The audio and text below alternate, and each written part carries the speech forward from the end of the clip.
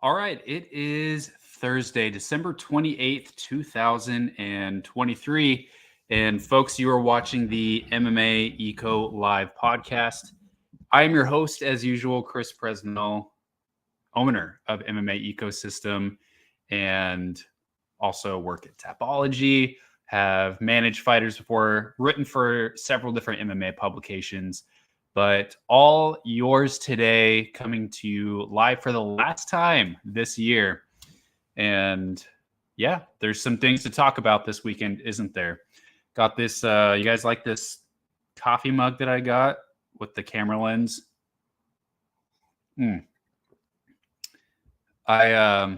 Someone sent me a box, a relative sent me a box of like Christmas candies, and there was some like pre-ground flavored coffee in there.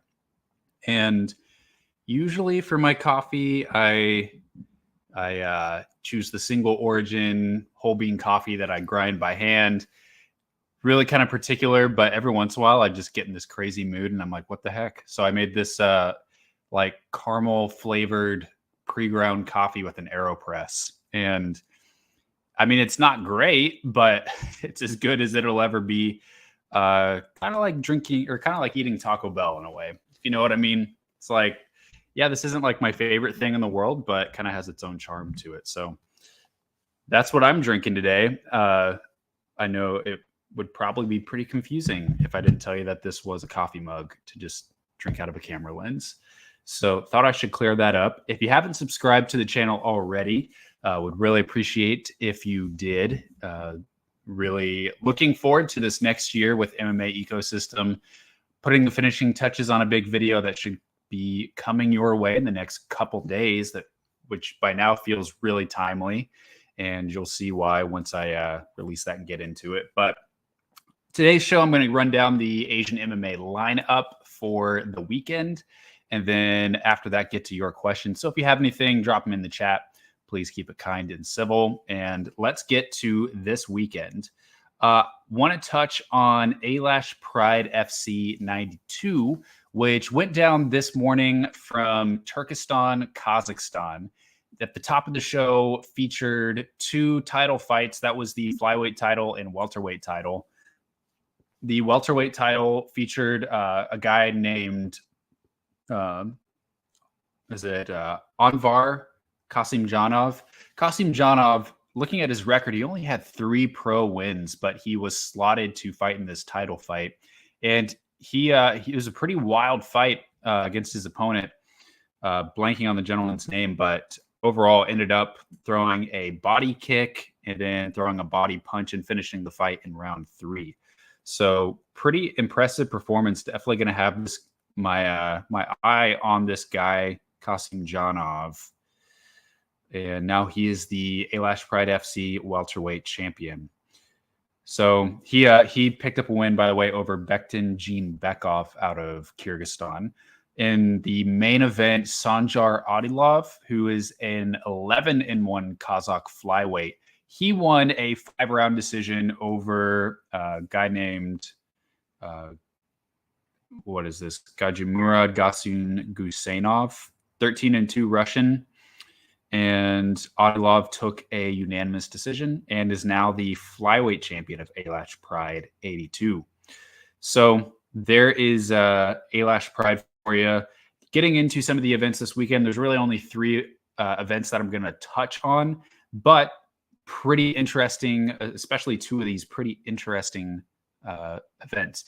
And I forgot to mention it, but we do have Instagram followers checking out the stream as well. We're finally airing on Instagram. So if you're watching through Instagram, welcome to the show. You'll notice you probably can't drop comments. If you want to drop a question or comment, you can hop over to the YouTube stream, which is in my Instagram stories. So on to the next one. Excuse me. Canggu Fight Night 28. I finally got the pronunciation on this. It is Canggu. It is near kind of the capital of Bali, Indonesia. And this event, Canggu Fight Night, kind of run by Bali MMA, one of the main gyms in Indonesia. They have a pretty great event. I always talk about how they get better and better. And you'll see for yourself exactly what I mean by that. You think about like events that are run by local gyms featuring a lot of local talent, and you usually don't think of them pulling in a lot of international talent from outside the island. But I want you to look at this card that they put together, and it's really exceptional. 14 MMA fights, and kind of starting from the ground up. It's a, first of all, a very international event. You'll notice that, and a lot of that probably just because in Bali, a lot of foreigners coming to train there, so there's probably a lot of these folks that train on the island. But got some European folks, Afghanis, Indians, guy from the I believe that is Palestinian flag. Hopefully I'm right on that. Great to see lots of Indonesians on the card. A lot of names I recognize from One Pride MMA. This guy, Ginian Monrung, he's I would say one of the top guys at strawweight. One of the better. I mean, he's kind of, when you're talking about like fighters that could challenge for a One Pride MMA strawweight belt, definitely this guy. His only 2 losses are to Billy Pasalutan and the current strawweight champion, Rustam Hutajulu. And I don't know why he's fighting this 1-0 guy, but either way, crazy that he is just on the prelims there. A couple other pretty experienced Indonesian fighters. This guy, Mamerjan Kamidov, 7-1 Uzbek fighter. Pretty good. A lot of experience in this fight. Adi Monrung versus Aditya Ginting. Ginting trains out of Bali MMA.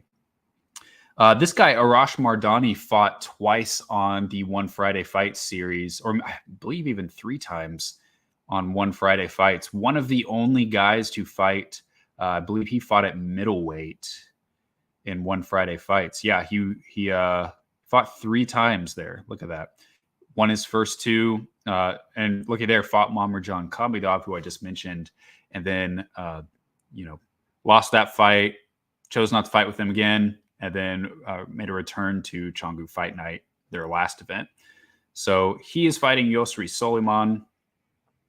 And so you got that one. And then the next fight, you've got Jeremiah Sirigar, Road to UFC alum, One Pride MMA alum, fighting Malaysian Geomar Galaza. And then you got this Egyptian Omar Al-Tafari, who I've heard some people tout as a prospect despite his mixed record. The guy that I'm most excited for this event is this guy in the co-main event, Agu Lali, 9-1 Chinese fighter of the E ethnic minority. He, I guess this fight is at bantamweight. He's typically fought at flyweight. He is only 21 years old, so he's a really young guy, but trains out of the UFC PI in Shanghai. And I love that I believe this is the first time he's getting out of China to fight. He is fighting Murad Kurbanov of Russia. Kurbanov, I believe, just fought last week, which was crazy. There was a point he was double booked, and just glad that he is healthy. Yeah, he fought December 17th in India for Bidang Fighting Championship 4 and got a guillotine choke in round 1. So unlikely he took a lot of damage in that fight. And he is now in Indonesia. So the man gets around quite a lot. Glad that, I think when you've got a 9-1 record like that, and you've got some hype behind you, a win streak, all that, I think it's a good time in your career to step out and test yourself against a harder challenge. And I think this is the perfect move for Agu Ali. So I love that they're doing that. The main event, a lot of experience, a pretty high quality main event there. Matt Violet of Australia, 12-2 welterweight, fighting Shamil Shishabekov, 5-0 Russian fighter. All right, so pretty solid event there. I don't believe that. Sorry, let me just.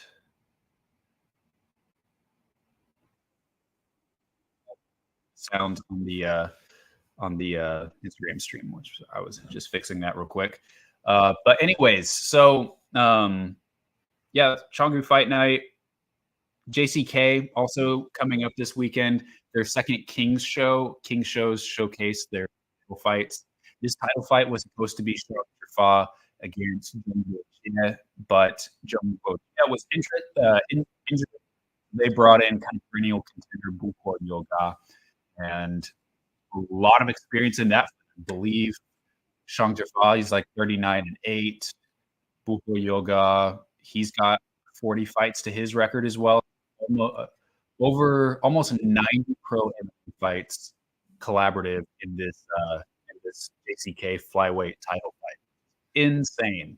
Two of the best flyweights in the division. Otherwise, on that card, not a whole lot that I'm going to spotlight. I mean, Wang Chi fights in the co-main event. Otherwise, some people making their debut earlier on in the card. A pretty top-heavy card, but looking forward to that main event. Over in RIZIN, what most of you are probably looking forward to most this weekend. I'm also really excited. I haven't, to be honest, of all the coverage that I've done, especially live, Japanese MMA has definitely been the one that I've been lacking in the most. And part of that is just because the time slot usually start around 10, 11, midnight my time. And so it's literally the worst time. Even Korean or Chinese events usually start early morning, around 3 a.m.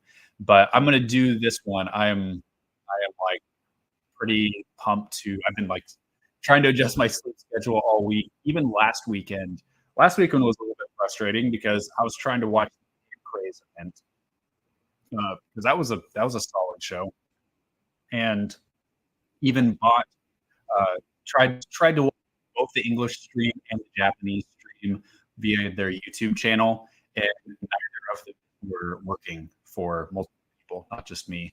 So it's kind of frustrating. Threw away my money a little bit there, but anyways, gonna hop on RIZIN this weekend, watch that live, do some live coverage. Let's take a look at the card. Very interesting card. Some really cool stuff. A couple head scratchers for me, but let's take a look at it. So RIZIN 45 going down on technically Saturday night, if you're in the US, starting at 10 p.m. Pacific, early morning on the East Coast, New Year's Day in Asia, or sorry, New Year's Eve in Asia. Kind of start at the bottom here. So got a handful of fighters kind of making their debuts with just a few fights. The first handful. I'm really excited that RIZIN is signed Joe Arai. If you don't know, he's the Shuto strawweight and flyweight champion. One of the brightest prospects out of Japan right now. His record may not stand out to you a whole lot. He's 16-9-2, very JMMA kind of record. Had a long losing streak, but then he turned things around and is on a really long win streak now. And he's still just 25 years old. So I love that RIZIN signed him. Kind of disappointed in the opponent they gave him. Hiroya Kondo, 8-12-1 opponent. Lost a couple straight in his last few fights. So kind of strange that they matched him up like that. Maybe they're trying to get a feeler or just had trouble booking an opponent for him. Does look like he's going up to flyweight, whereas he's typically fought at strawweight. Maybe that's the thinking there. Either way, that's kind of one of several fights on this card that has some confusing matchmaking to me. Yuki Motoya versus Vince Morales. That's a pretty cool fight. Love that. Hiramasa Ogikubo versus John Dodson. That's honestly really great matchmaking. Love that fight. Two just really amazing flyweight veterans. There's Tsuyoshi Sudario fight against Kyu Ueda. That's kind of a weird fight to me. I thought Sudario would be getting a little bit of a step up after he's won his last fights. And then the fight that a lot of people are talking about, Seika Ozawa fighting Miyu Yamamoto. This is Miyu Yamamoto's retirement fight, and she's done a lot of great things, especially at a older age for competition. Most have pretty successful in her older age. Again, don't let that 6-7 record fool you. But Seika Ozawa, make no mistake, she should be fighting much higher competition at this point. She has run out of opponents to fight in RIZIN, and has not necessarily been fighting the best competition in her last couple fights. So she has outgrown this space, and hopefully this is the last time she kind of has to fight like this. I don't know why they would give Yamamoto this kind of fight for her retirement fight. Very strange to me. At the very least, should be an interesting fight.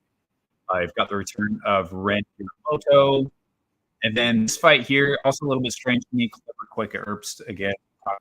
So seems like a little bit of a tune-up fight for Herbst as he has dropped his last couple, but still a very good fighter, former RIZIN champion. This fight, I think the co-main here for the bantamweight championship, Juan Archuleta versus Kai Osakura. I think it's a good fight. I think we'll probably see Archuleta wrestle his way to a win here, but definitely an interesting fight. Kai Osakura, one of RIZIN's top guys. So what I'm kind of curious about is where Juan Archuleta fits into the Bellator PFL RIZIN kind of thing with his contract. I'm guessing it's just something where since this fight was arranged while Bellator is still an autonomous organization, they're going through with that. Obviously, that wouldn't change the fight. But where does Juan Archuleta go after this? Is he going to be released and just stay with RIZIN? Is he going to go to PFL, or is he going to be a totally free agent and do something different? We don't know. He is a very good talent for sure. One of the best guys that Bellator gave us, kind of homegrown Bellator talent there, and has been successful in RIZIN as well so far. So I don't know. I saw. I'm trying to remember who the interview was with, but Nobuyuki Sakakibara, the head of RIZIN, was talking about potential partnership with PFL, and how he said it was like, well, our relationship with Bellator was because of Scott Coker, because we have a great relationship with Scott Coker. And so that doesn't necessarily mean that we're just going to be willing to partner with RIZIN with PFL as readily if Scott Coker is not part of it. However, the door is open to talk, but he kind of made it sound like fans should not expect that relationship just to carry over since PFL has bought Bellator, but anything's possible. So I think will they continue something where I don't know, where they do kind of a year end show? I don't know what that partnership would look like. Would that kind of stay? I could see that staying confined within the Bellator umbrella if they're doing international shows. Maybe one or two of those international series is in Japan, where they team up with RIZIN and do that. Yeah, so that's kind of an interesting narrative around this one on Archuleta fight. And then the main event, Kyoji Horiguchi versus Makoto Kinru. An amazing fight. It was an amazing fight the first time they fought. Going into it was an amazing fight. I think that this is the best fight that could be made between two Japanese MMA fighters at the time, and it still is, even though the first fight ended in an eye poke after 25 seconds. So not really anything to glean from that first fight. Basically, it's almost though that first one was canceled the first time here. So I'm really looking forward to that. And I think because of this matchmaking, we'll probably get a lot of finishes on the card, per usual with RIZIN. So looking forward to it, and I am pumped to be watching this live. All right, so there you have RIZIN 45. A couple more Asian MMA items to cover. First of all, bring up my notes here. So also I reposted that Black Combat and WLF have signed an agreement for partnership next year. Let me get the source here so I can tell you who originally reported that. That was reported by the site. Sorry, some free in here. Daekyung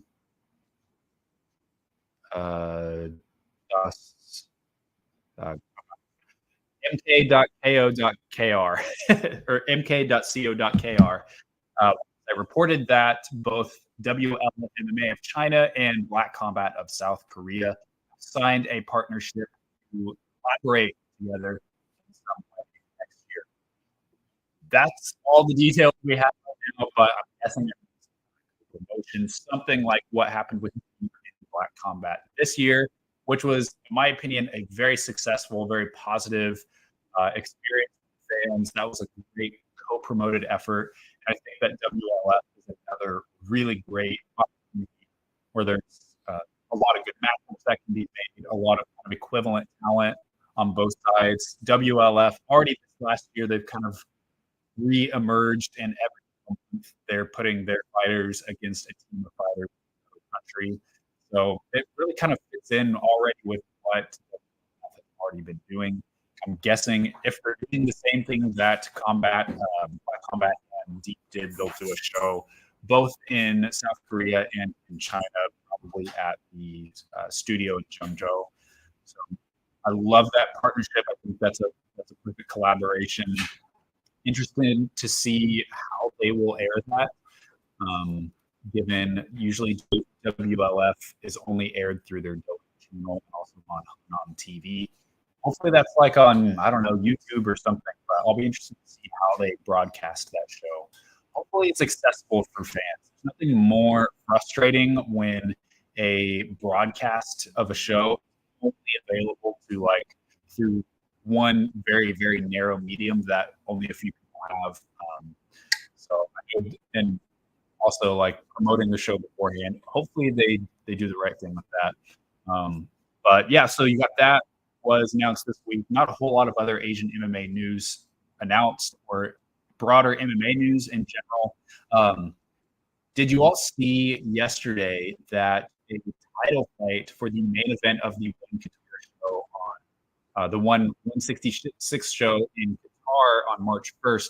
The main event of the show will be Anatoly Malikin moving down to middleweight, aka 205 pounds, hydrated with one championship, to fight Renier de Ridder for the middleweight belt.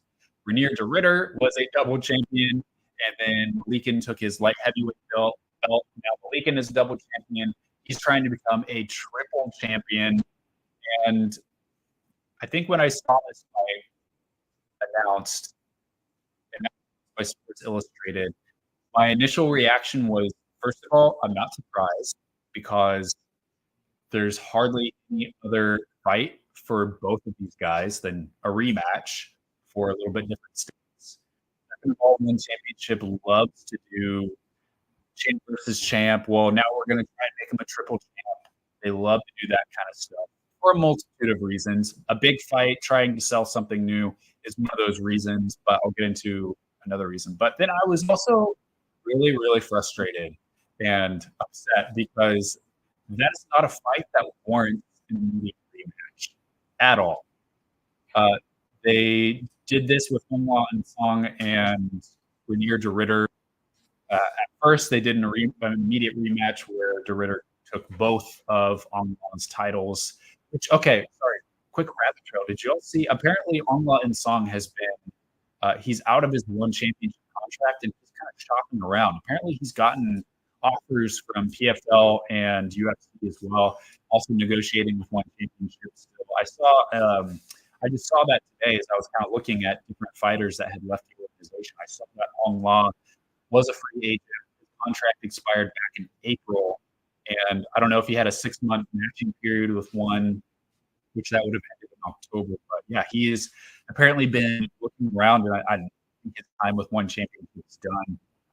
Personally, I think the PFL would probably be the best place for him. I thought that was interesting. Okay, sorry, that was a quick side note, but yeah. Anyways, this Renier de Ridder versus Malikin fight, not a fight that should have an immediate rematch. Malikin handed out one of the biggest one-sided beatdowns of the whole year in 2022 against Renier de Ridder, and for whatever reason, One Championship is deciding to book an immediate rematch to take de Ridder's belt. Really frustrating. Don't want to see this fight again at all. It's going to be another brutal beatdown, and I almost feel conflicted even watching it just because the circumstances, it doesn't feel like a competitive fight for me. The other thing is, how is Anatoly Malikin? He's going to have to cut a lot of weight. One Championship is adamant that their athletes don't cut very much weight, but for a heavyweight to drop down to middleweight, I don't know what all the circumstances are. I don't know what his physique is like and where he's at currently. Perhaps he's been trying to drop weight for a long time, naturally so-called. But yeah, it seems just very strange that he would drop down 2 weight classes to do this. And The real reason why one is booking this fight is because these weight classes are dead weight classes. Middleweight, there is literally no one in middleweight except for Rainier Durant, champion of an indie division.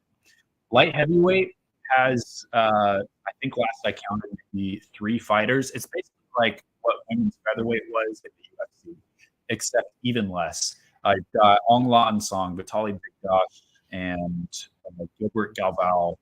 I think are really the only fighters in that division. And Rainier Ritter already beat all these guys. So light heavyweight, pretty much a dead division. Maybe losing Ong La as well soon. And Anatole Malikan, champion of that division. Basically, like what you can think of it is that middleweight through heavyweight is basically just one division, one championship.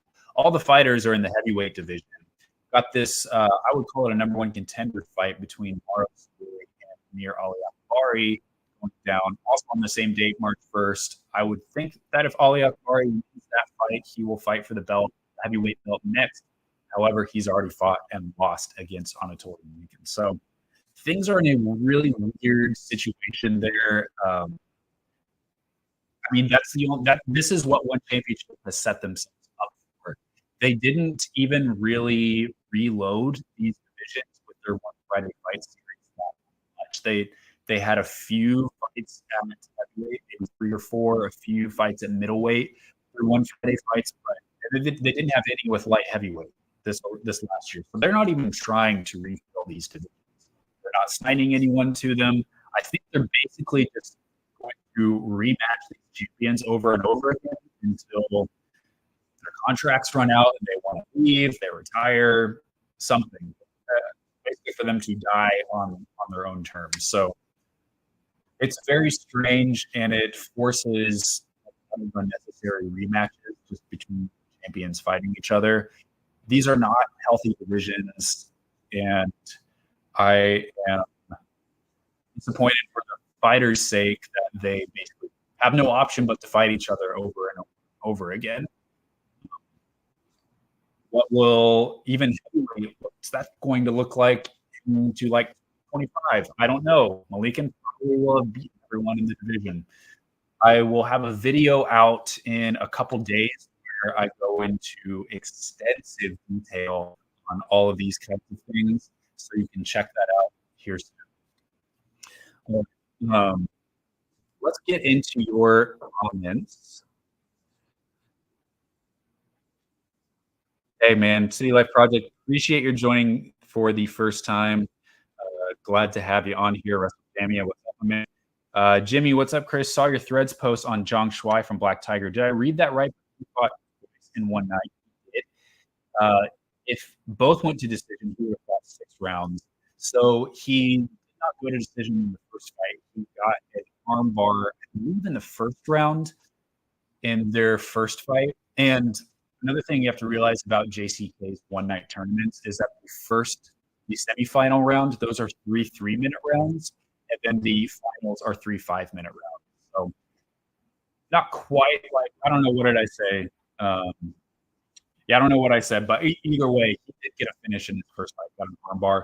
The second fight where he fought, in one sense, I don't blame him because, like fighting twice in one night is hard for anybody, especially someone who just doesn't have very much MMA experience like Zhang Shuai.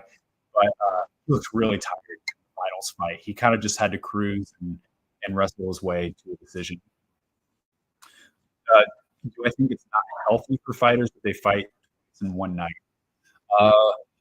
Well, there have been a lot of situations actually with JCK with these one-night tournaments. There's been a lot of times where one of the fighters that won the semifinals has to withdraw.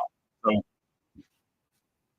that at least tells me that they're doing some kind of health assessment after the semifinal round, given like it's almost every other week someone comes out of the semifinals after they win, and then either they either bring in a loser from the fight, from one of the fights, or they just basically declare the winner for the guy that won if neither guy continues. Invicta had a pretty good system.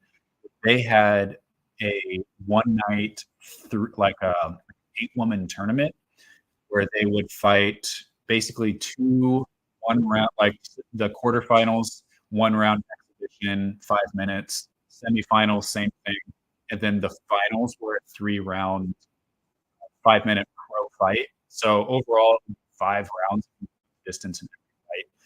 And I think if you're going to do a one night tournament, that was a pretty good way to do it, just because it's no more than a championship fight would be.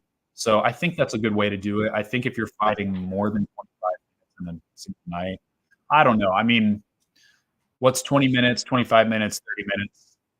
Heck, think like back to the early UFC days, they would fight for one 30-minute round, all at once. So it can. I mean, it just depends, on after health assessment. All right, the Karate Combat of being a party wombat. That is me. Will you be doing an end of year award show? I thought about it, but I think right now I've got 2 really big things going on. The first is releasing this video, which right now is 45 minutes long, and I'm trying to cut it down. So releasing this video by the end of the week, and then launching the website hopefully next week. So I think just with a lot going on, I do an end of year award show. I thought about it. I think it would have been really well received to do like an Asian MMA end of year award show. That's definitely something I'm interested in doing in the future for sure. So this is one of the first questions I have ever asked her. I think it was for South China Morning Post watch along. Which is more important, getting back up or never being taken down? Never being taken down. You never get taken down. You never have to get back up. That's how I see it. How have my thoughts changed? No, they haven't. Yeah, asking about the what's her name? Is it Nina Danielle? Is that her name? Nina Marie Danielle. I don't know if she's like a UFC employee or just on her own, but kind of just hangs out in the UFC headquarters. I don't know what the situation is there, but I know I saw that yesterday. So what happened is she posts on her social media that she's announcing some big fights at a certain time, and she's in the UFC headquarters. And then when that time comes, she basically says, like, "This is the announcement you've all been waiting for, the big fights that you're waiting to hear about." And then she announces some power slap things. And I didn't really care. I was like, okay, whatever. I didn't think that Data was gonna like give her a Conor McGregor fight announcement. I didn't think too much. Actually, I didn't even see it before it was announced. But my only reaction to that was I was just like, okay, MMA promoters like Dana White and Chaudhry can never ever accuse the MMA media of using clickbait ever again. When, like, literally that was the deepest, like, most quintessential definition of clickbait, of like promising one thing and then it ended up being totally different to serve their business purposes. That was like it was literally the most clickbait thing you could ever do. And Chaudhry also, like, whenever there's like a negative report that comes out about one championship's finances, he always calls it clickbait. Also, I've seen like Ali Abdelaziz call criticism of his finances clickbait. When going back to Chaudhry, like, one championship literally uses clickbait all the time, every day, and things that they use to promote on their YouTube channel with their thumbnails, their titles.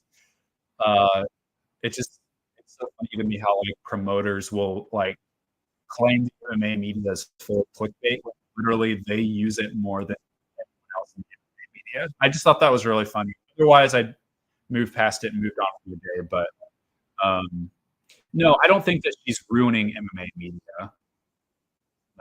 No, because the rest of MMA media is still there. I don't think so. MMA media is too big for one person to ruin it. Is she overshadowing the women in this business? No, she's not, because there are other women in the business that are still there's not a I mean, I'll be honest, there's not a lot, but there are or there's not a lot that have a huge following, but I think, I just, like, read through the comments on that Twitter post, literally 100% negative comments. People were so mad. So, I don't think that she has a big following, but I don't think that she's necessarily taking away it's not like taking a spot from anyone else. The UFC is always going to find uh, media personalities that will suit their interests and work closely with them. I saw that with Kevin Iole, see that with the Nelkins. They're always going to find people like that, and I don't feel like it's like detracting from or taking away more independent media members and journalists. So, did I see Aaron Bronsteter report on the new anti-doping program that comes into effect on Sunday? George Piro is someone who trains at ATP. Does that concern you for fighters who do not train?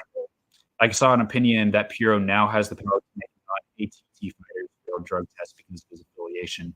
Yeah, there was that. I didn't see Bronsteter's report from this week. Maybe that's something I'll look up. But I did. I've heard those concerns since George Piro was announced. Let's just take a look at Piro's Instagram, because for a little while, if you went to his Instagram, it was all pictures of him training at ATT. Still a lot of those pictures. He has not posted any pictures of ATT since September. Hardly any pictures since at all since the partnership was announced. So I'll have to go back and check on Aaron Bronsteter's report, but I do think that there is a conflict of interest there, even if there are some checks and balances to monitor that. I would like to see here's what we really need to have some media members ask about that and to see if there are any kinds of checks and balances. I know when maybe it has been asked already, and it was, Jeff Nowitzki was like basically like, how could you ever question his credibility? He's the guy that caught Saddam Hussein. But it is definitely a it is definitely something. It's a factor. It's something we need to talk about. So yeah, I would say I am a little concerned about that.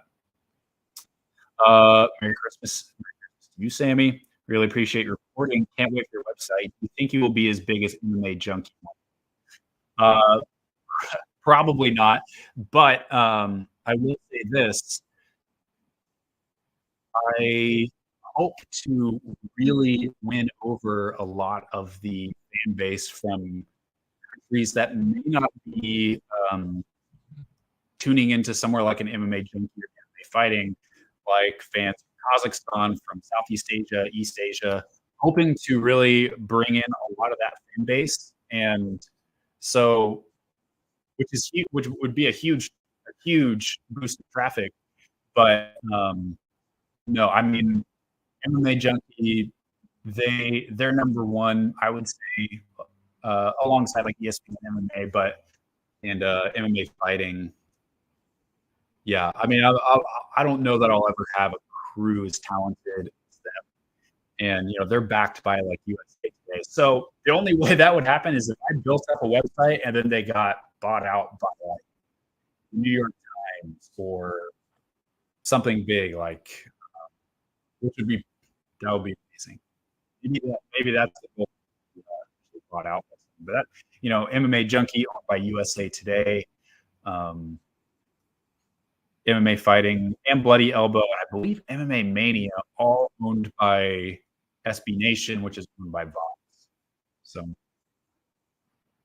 yeah. Oh, James, before he got banned, this goes on DMs regarding Waylon Grosso and the negative reception it received. He didn't seem to care. Said his job is to study film and help prepare. What do you think of that non-caring attitude? I don't really care. I mean, yeah, that's fine. I don't have super strong opinions about that.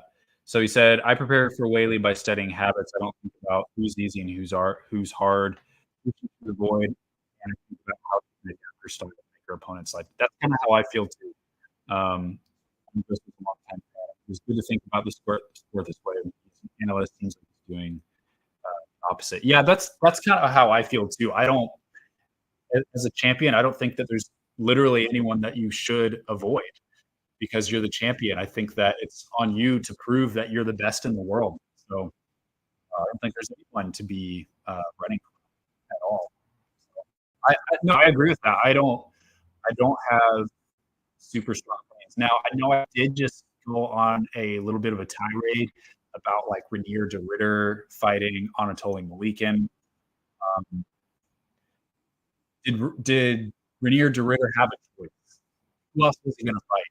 Honestly, okay, yeah, move down to welterweight, fight Christian Lee. Maybe that was his only choice.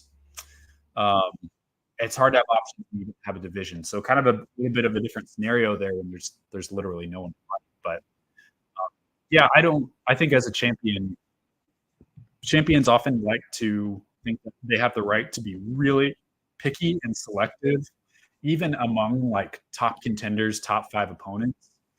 And I kind of feel a little bit differently of like as a champion, you should be willing to take on whoever UFC throws at you or whoever your promoter is, because that proves that you're the best. I mean, Leon Edwards is trying to play this game of like, oh, I don't want to fight Shavkat or Bilal, and John Jones is like, no, I don't really want to fight Tom Aspinall. I want to fight Stipe, and I feel like that just really hurts your legacy. Like that really hurts your legacy when you handpick opponents like that, for sure. Let's see. Hillcrest, do you have any recommendations on which fights to rewatch from the UFC this year? I have a long fight from Austin, Texas to San Francisco. I would say the Volkanovski Makhachev fight is a fight that we rewatched several times, and I would say yeah. So that one you can rewatch it several times, learn new things every time you watch it. I'd say that one. I mean, the Carol Hosa Arena Aldana fight was a great one. Loved that one. I mean, I know you all love Willie, so like the Lemos fight, looking at different things that happened in that fight. There's a lot of I'd say a lot of deep things that happened there. So those would be my picks. I always have a hard time like recalling the past year. But that's what I'd say. Makhachev, Volkanovski would be my first choice.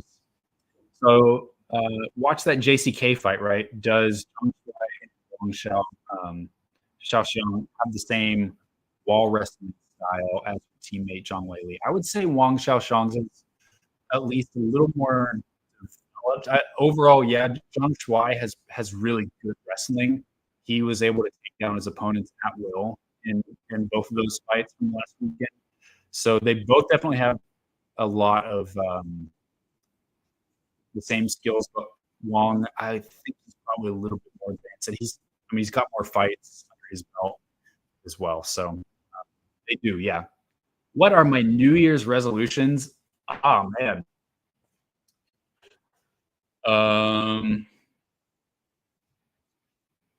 I would say and like these are so flimsy, and I'm literally just spurting these off the top of my head. I don't. It's not so much that I set New Year's resolutions. Kind of as the New Year is approaching, I kind of just see it as like opportune time to like reset in some ways. And if I feel like I have something I want to do, I start that right away. So some things I've already kind of like tried to think through, but I think one is like I have some, without going into too much, being too TMI, some goals like dieting. That's not like following a diet per se, but just like getting appropriate protein amounts, getting appropriate caloric intake, things like that. I have some goals with that, even though they're not super fleshed out. But yeah, so that I also, and I know this is like pretty flimsy too, but like to be, and this is something I've been working at for a while, so it's not like a resolution. Being active more throughout the day, and I've been doing that better. I can be kind of a couch potato, honestly, sometimes. Uh, you know, I work from home most of the time and then do Lyft driving, so I'm sitting down a lot. But just kind of and I've been taking breaks throughout the day to push ups or stretch, things like that. Trying to stay active, sedentary lifestyle.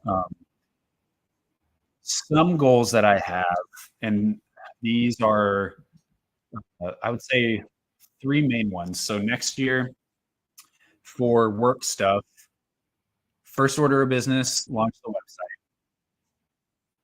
Then save for and buy a new camera. I have a camera picked out that's a very like high-end camera, and I've had my eyes on this for like a couple years. I'm finally going to try to like get this probably next summer. It's like a Sony A7 IV camera. So looking to buy that, and that will really help open a lot of doors right now. The camera I have right now is a very bare bones basic camera. Grow in photography and videography and stuff is a goal. I am hoping to travel 2 trips planned for next year. One in February, which is in the States, which I will tell you more about that once I like get the details down for that and get that like super confirmed. Probably once I like buy plane tickets. And then I'm also planning a trip next fall, hopefully to Asia. So I have, I actually for Christmas got, I'm learn some Indonesian. So I got the book, and also trying to learn a little bit of basic Thai, learn some basic Tibetan as well. Just like a few things that if I'm in that environment, then I can use to get around and read alphabets, things like that. So language, I would say that's mostly it. Pretty ambitious. I know, like I can get, especially with languages, I can get really optimistic, but I guess that comes with the plan, right? So I'm thinking through that, thinking through how to like plan that out. But yeah, I mean, like even just today, I used Korean. I used read some like Cyrillic language, so like Russian. It was actually on the Alash Pride broadcast, reading some memes that came up, and then I've used Chinese today as well. So 3 languages in one day, not bad. Am I subscribed to Open Note Grappling? I follow him on Twitter, yeah, or X. He's really good at breaking down positions and grappling and articles. I think Gene recommended his article on why Goat Talk ruins the sport. Okay, yeah. I'll check him out on. Would you ever do? Yeah. I would. Totally. I know. Honestly, if like I said, I've got a lot going on right now, so I don't know if it's going to happen this year. But now that the more I think about it, the more you all talk about it, I would love that. I will. Yeah, I'll definitely make that a goal for next year. Would you consider me part of the fan base that cannot stand MMA? Oh, would you consider me part of the fan base that cannot stand MMA fighting and MMA junkie? More like the reporters and the wooden way they talk to people and the way they create headlines. Well, each their own. There's different kinds of MMA media out there for everybody, and it's not for everybody either. I have connections with a couple of their reporters, and no one came with junkie Alexander Lee with MMA fighting, and I really like those guys. But teach their own. No worries. I hope Whaley gets the flyweight title from Grosso. Praying so hard for it to happen. Hey, that would be an exciting fight. That is for sure. Okay, so James, I think what I would say for that is as you look as an analyst, if your sole goal is to be the best analyst that you can be, you're trying to remove any kind of and even any kind of like charged emotional reactions to different kinds of news. And I do think that if all you're wanting to be is an analyst, then taking away a lot of that emotion helps you to focus on um, helps you to focus on the facts that are in front of you. So maybe that's what you're looking for. Um, it gets tricky because like if you are committing yourself to that, are you giving up basically considering yourself a fan of this fight or that fight? That's always the struggle when you enter into some kind of MMA media space, is that you realize that like especially if you're an MMA fan before, you have certain biases, certain opinions about things that are going to color the way that you do your job.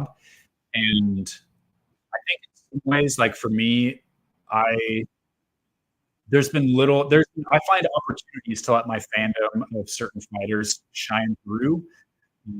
Sometimes that's just feeling like a fighter doesn't get enough exposure, and I want to. It's not always a bad thing, but I'm a really big fan of Rain Aldon. And honestly, who is it? Always exciting fights, super classy, really kind person.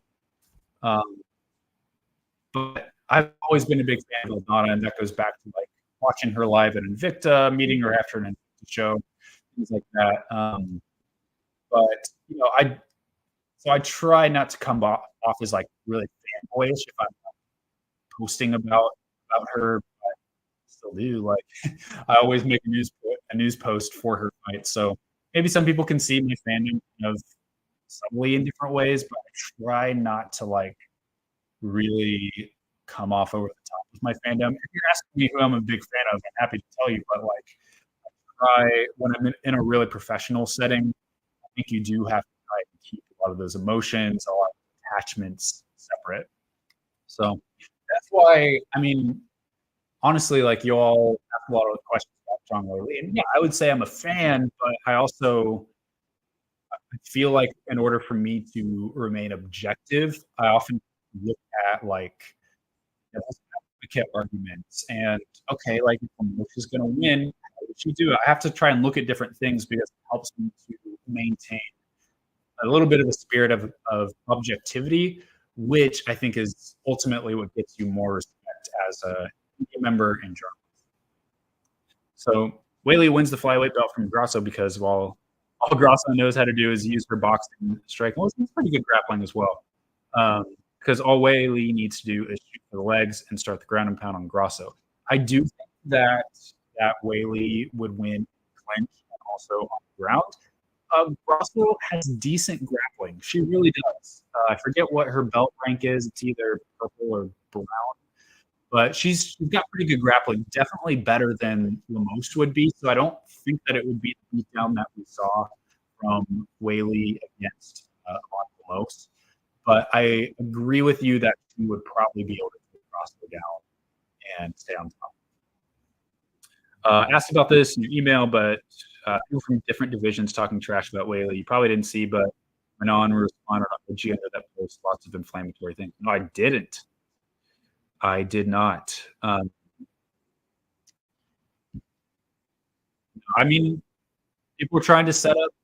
They're looking forward into the future and trying to set up cross division fights. That's what I think is going on there. So, asking about Sora Rachmanova, still fighting in the UFC because went to the UFC app. Looks like they added her to the UFC roster. I think what most likely happened there, if you remember, Rachmanova was supposed to fight on Contender Series this last summer against Ernesta Karatskaita, and she was injured and had to step out of that fight. So I think that's probably why she was added to the UFC website, because at one point she was on there for Contender Series. Either way, I would think at the very least we'll see her on Contender Series next summer. At the most, if the UFC like goes to Kazakhstan, I would think they'll probably sign her there. So either way, she should fight for the Zuffa or Endeavor ownership next. About to board my flight, but do you think Whaley doing anything makes most of the women's division angry for no reason? Certain fighters probably have an axe to grind, but I think a lot are pretty. Crosto is a respectful fighter. Hasn't had anything bad to say. Heard Marina Rodriguez say that Whaley deserved a second fight with Joanna. She wanted to fight Joanna in Singapore. Well, there you go. There was a personal interest in stake. Fighters are always campaigning for their own personal interests, and it can come off as criticism. I think that's how.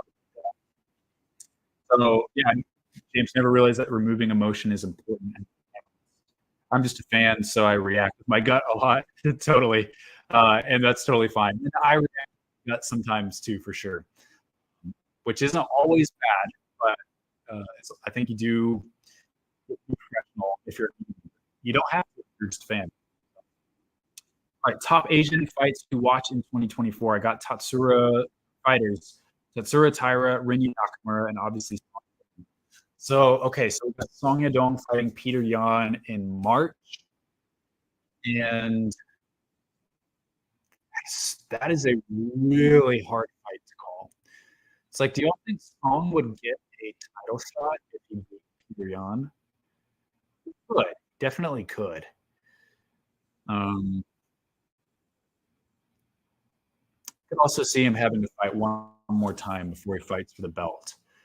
But I think it is very possible. I think there's a good chance that we see Song Yadong fight for a belt in 2024 by the end of the year.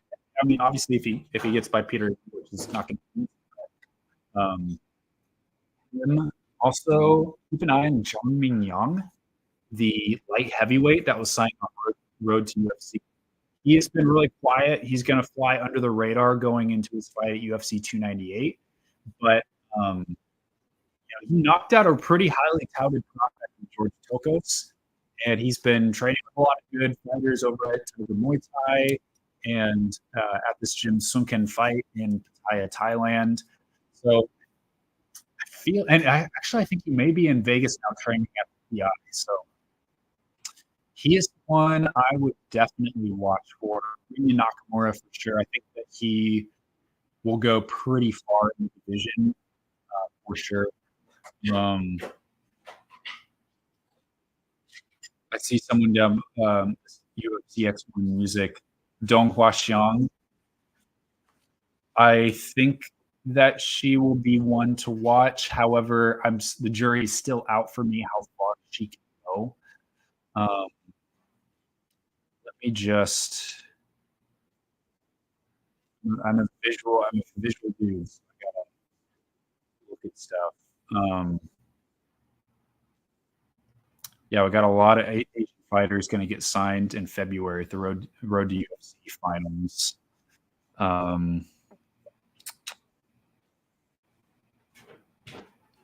mean, yeah, jury's still out for me on a lot of those Japanese guys. Korean, there's going to be some good Korean fighters coming up.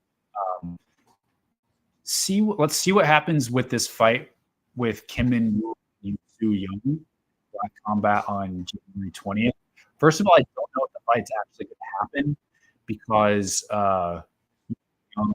just kind of took a beating in his Isaac title fight that he lost a few weeks ago, or last week. So I don't know if he's going to be healthy enough to fight Kim Min-woo, but Kim Min-woo is maybe my top Korean prospect. He's really, really good and hasn't really had an opportunity to show it. He's supposed to be in Road to UFC. Ooh, another fighter that might come out of nowhere for you all is Abdul Badakshi, the Afghan Lion, who again was supposed to fight at Road to UFC, didn't this last year, fought in a Matrix Fight Night last October, I believe, but he viciously KO'd this in 18 seconds, a Korean guy, and I'm wondering he's either gonna be in Road to UFC. He's issues could be an issue with him, but he could be a pretty big prospect. Red Horse, Kim Kyung Pyo, he is with RIZIN. At least he has been his last couple fights. He's looked really good. Got to finish his last fight. Ray Tsuruya on the road to UFC finals. He's one to watch. Makoto Shinryu, say it wrong, but Joe Arai. A lot of good Japanese prospects. And yeah, you said it, Tatsuro Taira. Jury is still out for me on Shin Haraguchi. I think I need to see him fight some better fighters. That is who I would say right now. I know those are the ones that I'm going to throw at you right now. Okay, Indian fighters. There's got to be at least one really good Indian fighter. I would say out of India, look for Clinton Kenan de Cruz. He is a flyweight with Matrix Fight Night. Really good grappler. Watch this guy. And then, of course, Sanjeev Bhutan. Two really good fighters as well. Okay, let's check in. Asking why Marina didn't ask for Wei Li, who was the #1 contender at the time. I mean, there's politics behind it. Fighters look at who is the easiest fight for me with the most to gain. I think that was probably what was behind it. What happened with Dong Hua Xiang? She was supposed to fight on December. It looked like she was locked to sign with the UFC. UFC was trying to get her from WLF, but then kind of at the 11th hour, she, I guess, it kind of fell through. She's back with WLF, so she's going to fight with WLF in her next fight. Huge fan of this Japanese fighter. Started fighting, weird fight for the belt. Are you aware of her fights? I am. And yeah, UFC Mizuki. Yeah, she has a little bit more to prove. I think that she needs to, because she was out for a long time because of injury. But yeah, I'm interested to see. I think she has a lot of potential. She was fighting really high quality competition at a really young age over in Invicta, but she has a lot to prove. So I think let's get her back in there in some meaningful fights and see if she can kind of get her footing back under her. So for RIZIN, me too. Keep up the hard work. Really appreciate that. You heard the man. Something I never understood about. Kept calling out Joanna. Kept bragging about not fighting Whaley. A big name as Joanna. Yeah, I mean, at the time, Joanna was a bigger name than Whaley. So I think, yeah, Marita just saw it as this is a very winnable fight that can get me a lot, get me the most. So I think you see that pretty often. So that was early 20. I think you stay in RIZIN or come back to North American regional scene. It would be cool to see him challenge for the LFA. Yeah, a lot of that will probably depend on what happens this Saturday or Sunday in RIZIN 45. If I were RIZIN, I would be throwing pretty good money. You want to keep that guy. He's a Japanese fighter. He could be a really big star. He's still young, so I think RIZIN's going to fight pretty hard to keep him under their banner. So, yeah, saying like, yeah, he fought in a CFFC, and he's fighting the US. But I do think that RIZIN is going to fight to keep this guy, even though if UFC can ever, it's like if his contract ran out tomorrow, how much money you think RIZIN would throw at him versus how much the UFC would throw at him? I don't know the UFC would throw a whole lot of. They typically like don't. I feel like usually in a situation like that, they maybe will be offered more money by somewhere like RIZIN, but they just want to compete in the UFC. That's they would make that choice. I don't think the UFC would offer him more than RIZIN personally. So if it's a money thing, he'll stay with RIZIN. If it's just a desire to fight in the UFC, then I think he'll be able to do that once his RIZIN contract runs out. Highly doubt he for Gucci. Interesting. Would also love Loma Luke to fight for a world title. Oh, talking about fighters that I'm a fan of, I'm a huge fan of Loma. Watched a lot of her. Like I watched her pro debut live. Watched a lot of her fights with Invicta live. Love watching Loma. But yeah, ready for her to become champion. That would be so cool. Would love that. All right, guys, I'm going to go ahead and hang things up for today and for the year. So, to all of you who have made this a great channel, a great podcast in 2023, things are only going up from here. Looking forward to the next year and a year from now. Gosh, who knows where we'll be. Anyways, hope you have a happy new year. Stay safe. Have a good time celebrating Eve.